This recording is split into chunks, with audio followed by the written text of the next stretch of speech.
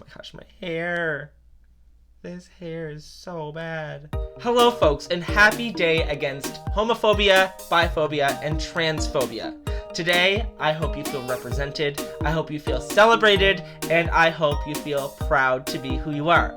If you're an ally, we thank you as well for standing by the queer community every day and using your privilege for the good of others. If you're a fan of Ryan Murphy and his work, be sure to give this video a thumbs up and subscribe for more content like this in the future. Now let's get into 20 facts in 2020 about our hero, Ryan Murphy. Ryan Murphy has won 6 Primetime Emmy Awards, including 28 nominations. No big deal, right? He won his first Emmy in 2010 for his direction of the pilot episode of GLEE. GLEE! He also won a Tony as a producer on the 2018 Broadway revival of the play The Boys in the Band, which also featured a star-studded, all openly gay male cast. Yay, representation! Now, if you're a fan of GLEE, this next one will come as no surprise, but Ryan Murphy performed in choir as a kid. Shocking, right? Murphy made television history by signing the largest development deal ever. Netflix is currently paying him $300 million over 5 years, making him the most powerful man in modern television. Thanks, Netflix. He's totally worth it. Which is your favorite Netflix series he's produced so far?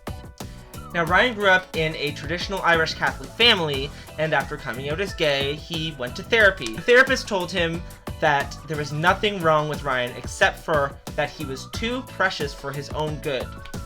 Well, we think you're perfect, Ryan. Ryan Murphy has admitted to secretly dating several football players while he was in high school. Inspiration for Dave Karofsky, anyone? Before venturing into TV and film, Murphy studied and worked in journalism, writing for popular publications like the LA Times and Entertainment Weekly. His first screenplay, Why Can't I Be Audrey Hepburn, was purchased by Steven Spielberg. The 2002 movie was directed by Murphy and starred Jennifer Love Hewitt. His first Emmy nomination was for the series Nip Tuck, the first series he created for FX. It ran for 6 seasons. He got the catchphrase for the Nip Tuck series, "Tell me what you don't like about yourself," from a plastic surgeon he met while undercover writing a piece on plastic surgery in Beverly Hills. Scandalous.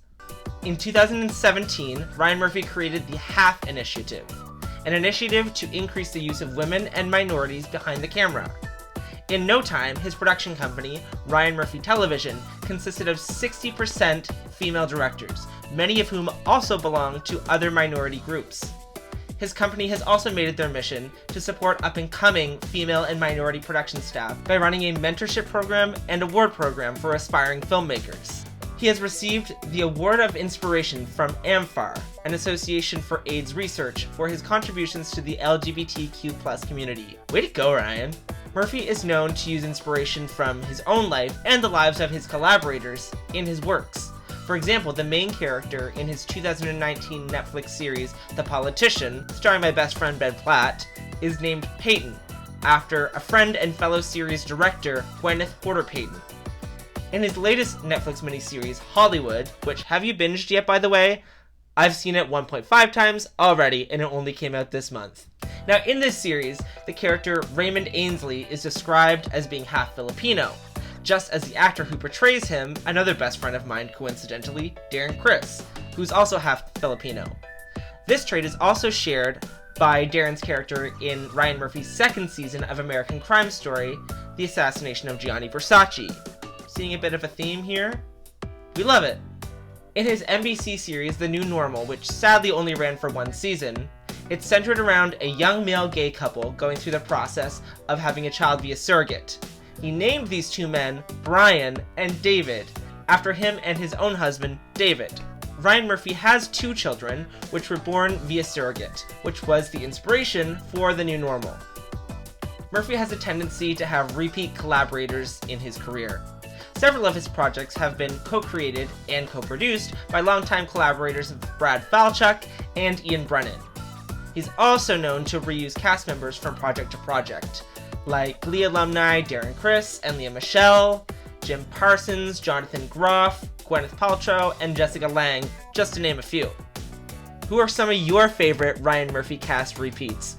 Comment your faves below.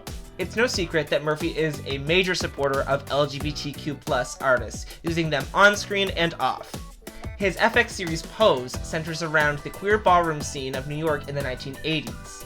The series features over 50 transgender characters, all played by actual trans actors, making it the largest cast of trans actors ever in a network TV series.